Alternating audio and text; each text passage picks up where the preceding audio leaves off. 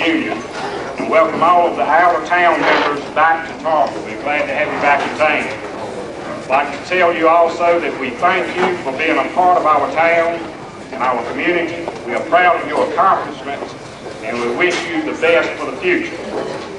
I think it would be remiss of me, and I think Mr. Butler is going to say something about the committee a little bit later on, but the committee that worked on this reunion deserves a lot of credit, and we do appreciate everything they've done. They put a lot of long hours in it, and it's just been, I think, today, from what I've heard, all the other exercises that have gone on, has been a tremendous success.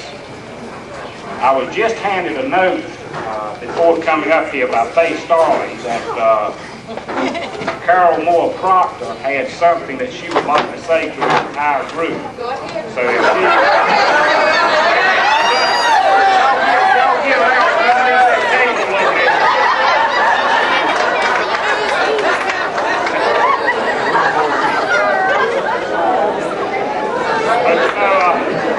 I have so many fond memories of Runnymede. My grandmother and grandfather lived on First Street, on First Street, Sunset Avenue. We had a lot of good family reunions there, and the volleyball games, the baseball games, the softball games, just so many things that they pardon. That's it. The poker games were over up to the water tower across from the mill. Now you say, how would a 6 or 7-year-old child at that time know about it? Because Daddy would go over there on the weekends and Mom would send me to get him on Sunday night. But I remember playing volleyball in Runnymede. We used to have right on Fountain Street, you know, the field over to the right-hand side just beyond the mill. Now, I used to be taller than I am now, but Aaron King stepped on my head playing volleyball. I haven't done it since then. We used to have some good football games over right in the churchyard. A lot of good football games there. And I'll never forget one time, Joe Parisher, he said, you go out for a long pass. Well, you started where Graham Harris's house was. You started running toward the street, and I was looking overhead. And when I looked overhead to catch the ball, I caught the ball, and that was in the street, and I hit a car. It didn't hurt me, but did do about $200 damage to the hood of the car. But I can remember, too, that one reason maybe y'all invited me, not only being Mayor Pro Tem, but I was a Fountain Mill Hills guy. But my father and my brother played ball for Runnymede. In fact, a lot of you played ball with him, and you probably remember that my daddy, Osmond Morris, never used a glove. He always played barehanded. Used to get up on the, remember one time somebody got up on the water tower, you know, that was there, and would drop the ball off to see who could catch it barehanded. And my brother played there too, and I think my Uncle Gene played. He's not here, and he's jealous because I am here. But you know, my mother and all of the Brewer family are from Runnymede, and I'm very proud to be a part of that great family. And I'd just like to ask the ones that are here tonight that are a part of the Brewer family that has married into it, would you please stand so I can show I got some reinforcements here. I'd just like for my family to stand up.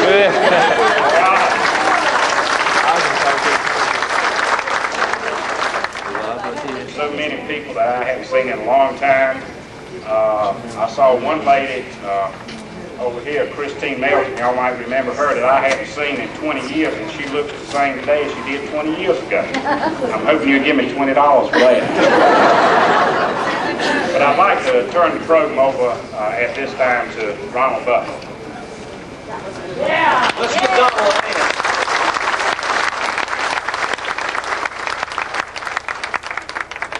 I didn't know Donald was the Mayor Pro Tem until today, and I think that's just great.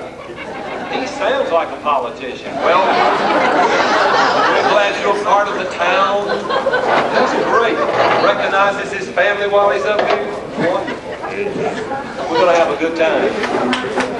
We really can have a good time. Yes. Now, the thing that is my pleasure to do right now is to recognize two very special guests. These people were invited as guests. All of us are part of the family for the most part, but these two are not in the same sense.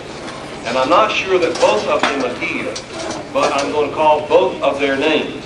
The first is a person that most of us who grew up on Runnymede will never forget. And we are just pleased and proud that Mr. Rob Howland has joined us tonight. And Rob, if you will stand and let us just take a good look at you. Rob Howard. Where is Rob? Rob, stand.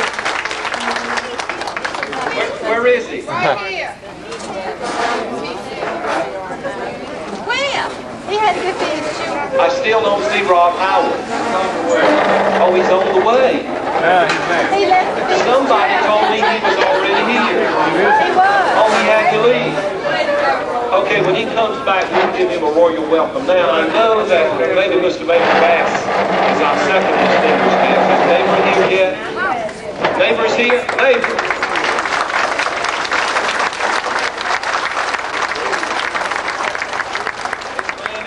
Been a friend of Runnymede through the years, written a lot about him, and we're just delighted to have him here.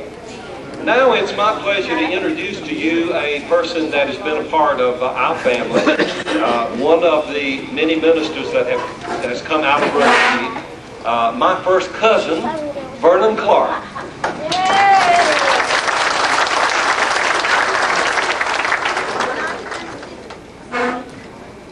It's a real pleasure for me to be here today. This is the most Runnymedes I've seen together since 1932 or 3, when Rawls Howard gave us a great big weenie roast and hamburger roast on Runnymede. How many remembers that? Like 1932, 33? Come on, how many? That's something. He had all of Runnymede together and gave us a great big feast of hamburgers and hot dogs. And I well remember that. What a pleasure to have you here, and I have met some of you today for the first time in 40 years. I knew some of your favor, but I couldn't put a name with you until I looked at your tag. I'm proud that we are here. I'm proud that the good Lord give me Runnymede to be raised up on. How about you? Yeah. You love Runnymede? And before we have prayer, I want to thank this committee that got together and got this thing on foot. I am proud of these girls, and was any men helping you? Oh, yeah. Okay. But I am proud of all of you. And I don't know of any place I'd rather be right now than in Tarboro with my Runnymede friends. Ralph Highland and I, we run together for years over there on Runnymede. That was the Johnsons we were with. They're all gone now. And sometimes when I can't sleep at night, I'll go back to Runnymede, and would you believe I can count 250 or 300 of our comrades that's already gone. They in eternity, but God has spared us to be here. And I'm tickled to be here with you today. Let us have a word of prayer. Our Heavenly Father, we thank you for the privilege of living till this day. Thank you that you have blessed us with health and strength. Though many times it looked like many of us will not see this day, but you have blessed us to see it. And we praise your beautiful name for just being here today in this service with all of these people. Thank you for our friends that you've given us through the years. But our most cherished friends are these that we were raised with on Runnymede. Thank you for all of them. Now, Lord, as they have a good time together, as we have a good time, may the Holy Spirit direct our minds and hearts, and may what's done and said be in harmony with you and your Spirit here today. Thank you again for these that have worked and labored so hard to get this together. And Father, may there be a day when we shall gather together on that blessed shore of deliverance and there worship you and your face and favor forever and ever. Amen. Thank you. It's in order to applaud that, because you know what? I believe Vernon when he says he'd rather be here than any place else. You could feel that what he was saying, he meant. Now, somebody's going to have to give me a signal as to when to house by house map, street by street map. And he says that he can get this inked. I think he had to go to Tennessee and could not be here. I don't know of anybody who has ever taken the time to draw a map of Runnymede and show you the outlying areas and where the whole area stood, and each house, and he's gone and penciled in certain names that he knew lived in these houses.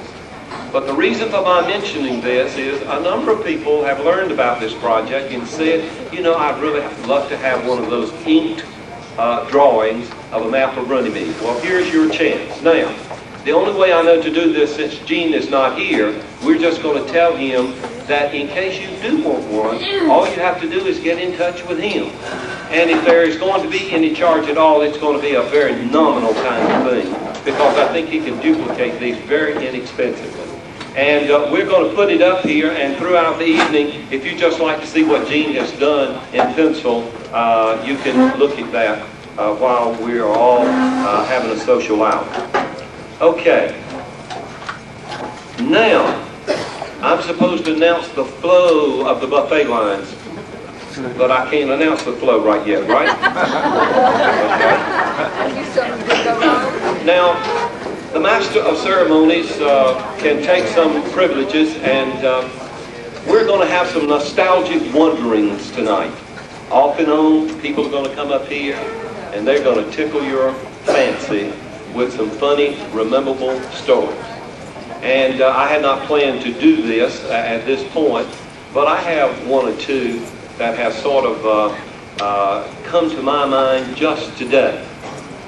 Now, we all know that Cobb Memorial Church has played a large part in the life of everybody on Runnymede. Whether we attended that church as Presbyterians, and the only other church for the most part was the Pentecostal Holiness Church, all of us have attended there and have known those people who did. In fact, one of the reasons I turned out so well is I used to go to Sunday school at the Pentecostal Holiness Church in the morning and to Sunday school at the Presbyterian Church in the afternoon. And then I'd go back to the Pentecostal Holiness Church at night, and if you didn't watch out, the Presbyterian Church would have a revival. That's when we had a revival. Now, I never will forget, Miss Quessy was in charge. Let me tell you, Miss Quessy was in charge, and I must have been a young boy about 8 years old or 9, I can't remember.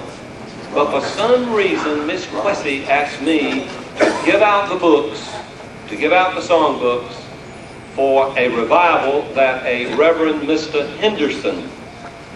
This Mr. Henderson, as I recall, not only held a tremendous revival there that drew the Pentecostal holiness folks over there, but he later came back in the area at Mayo's Crossroads, and we all went out there to hear him. And some of you will remember we took a bus or something, a truck, and so, but Miss Quessy asked me to give out the songbooks at this revival, and every single night at the right time I was there. And would you believe that when that revival was over, it took me several weeks to figure out why Miss Quessy at the end of that time gave me 50 cents for doing that. I enjoyed it so much and thought it was such an honor that I could not in my mind think why she gave me that 50 cents. And you know, that's one of those little things that just stick in our mind. And it made a difference. And during that revival, I became acquainted with Mr. Lonnie King in a renewed sense. I saw him every night. And you know, Mr. Lonnie and Miss Quessy were right up on that front pew, and Miss Cobb was playing, bless her heart. And I saw Mr. Lonnie, and I can't do this very well, but I'm going to demonstrate it. And what he would do, as the singing was going on, he would rock back and forth. And as I try it, I almost tilt over, but he could go so far and come back. What is he doing? And do you know, in the last 2 or 3 years, when we're singing in church, I'm finding I'm moving. I can't believe the whole thing. Ah, Mr. Lonnie King, we remember him well. We still don't have any food back there, folks.